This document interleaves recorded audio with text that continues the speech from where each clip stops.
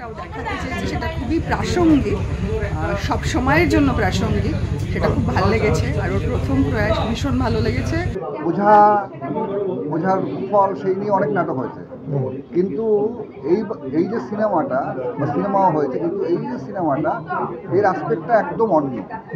এখন আমাদের সমাজে সবচেয়ে যেটা বড় সমস্যা আমাদের নিষ্ক্রিয়তা।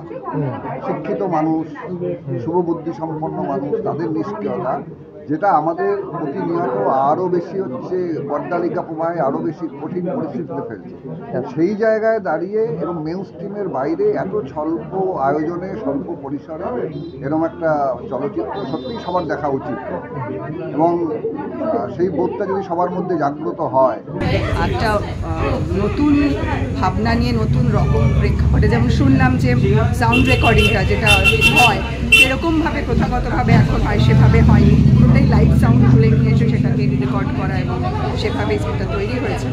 এতটা মানে অরিজিনালিটির মধ্যে রয়েছে, তো খুব প্রশংসার যোগ্য। মানে এখন যেরকমভাবে অনেক কিছু সাজিয়ে গুছিয়ে তারপরে পরিবেশন করা হয়, তার জায়গায় যে ন্যাচারাল জিনিসটা নিয়ে আসা হয়েছে, এটা আমার খুব ভালো লাগছে।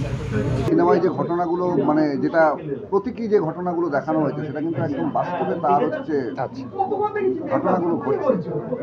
তা সেই বোধের জায়গাটায় কিন্তু নাড়া দিচ্ছে এই সিনেমা। সেজন্য পরিচালক, তার যারা কুশীলব যারা আছেন, যিনি রাইটার, সবাইকে হচ্ছে ধন্যবাদ। এরকম একটা বিষয় নিয়ে সবচেয়ে জ্বলন্ত সমস্যা, এর থেকে বেরোতে পারছি না এখন। আর ক্রিটিক্যালি বলতে গেলে যদি কিছু বলতে হয়, সেটা একটু ভাবতে হবে বসে।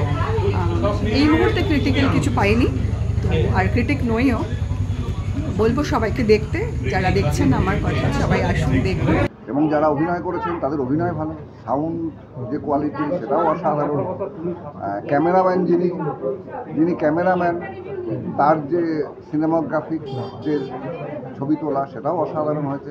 সব দিক একজন 1 ঘন্টা মানে বসে দেখার মতো, মানে একদম টান উত্তেজনা, আটকে থাকার মতো একদম।